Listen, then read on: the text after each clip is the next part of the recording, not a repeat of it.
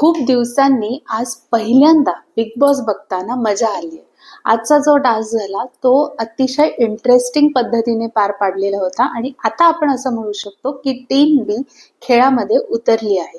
आज टीम बी ने एकदम एकजुटीने टास्क पूर्ण केलेला आहे आणि डोकं वापरून टास्क पूर्ण केलेला आहे.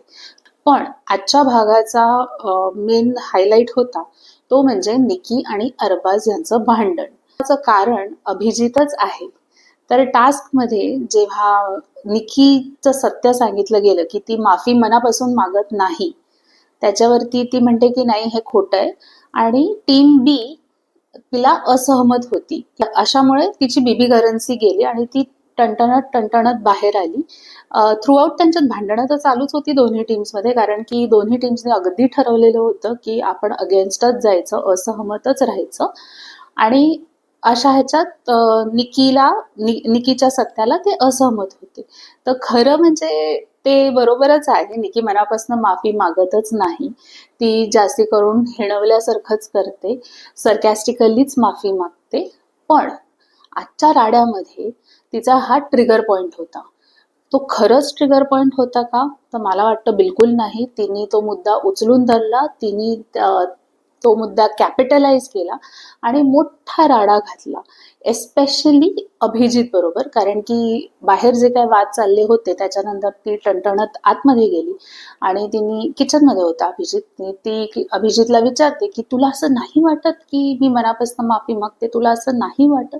तर अभिजित शांतपणे तिला उत्तर द्यायचा प्रयत्न करत होता की हा टीमचा डिसिजन होता, हा टीमचा डिसिजन होता.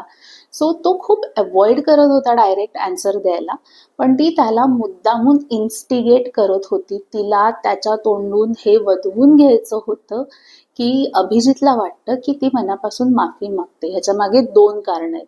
एक तर ती त्याच्याबरोबर एक बॉन्ड एस्टॅब्लिश करायचा प्रयत्न करते, म्हणजे अरबाजचा बॅकअप म्हणायला हरकत नाही. सध्या ती अरबाजला कॅपिटलाइज करते, त्याची शक्ती म्हणा किंवा त्याचा एक जो रावडी प्रेझेन्स आहे त्याचा फायदा करून घेण्याचा प्रयत्न करते. पण ती दुसऱ्या साईडला अभिजितला सुद्धा एका बॉन्डमध्ये बांधून ठेवण्याचा प्रयत्न करते आणि त्याच्याकरता ती त्याच्याबरोबर चांगली वागण्याचा प्रयत्न करते. सो ती एक इमोशनल टच देते ह्या गोष्टीला अभिजितकडे जाऊन. तिला बाकीच्या कोणाचीच पडली नव्हती, ती फक्त अभिजितकडे गेली आणि तिने एवढा राडा घातला की तुला असं वाटतं का की मी खरंच मनापासून माफी मागत नाही? तर शेवटी अभिजित चा नाईलाज झाला. आणि कधी झालं तेव्हा तू मनापासून माझी माफी मागितलेली आहेस. आणि मग ती निकी बाहेर निघून येते, कारण तिला हे पटतं. तिला जे ऐकायचं होतं ते शेवटी ती ऐकते म्हणजे ती बोलवून घेते अभिजितकडनं. आणि ती बाहेर आल्यानंतर इथे अरबाज आणि जान्हवीचा वेगळा राडा चालू असतो ना, बघितलंच आहे आपण सगळ्यांनी. पण त्या राड्याला काही अर्थ होता का?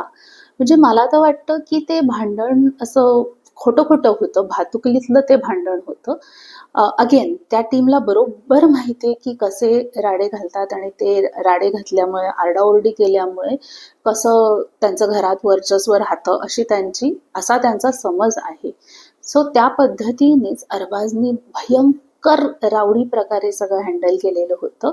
त्याला राग कसला आलेला तेच कळत नव्हतं.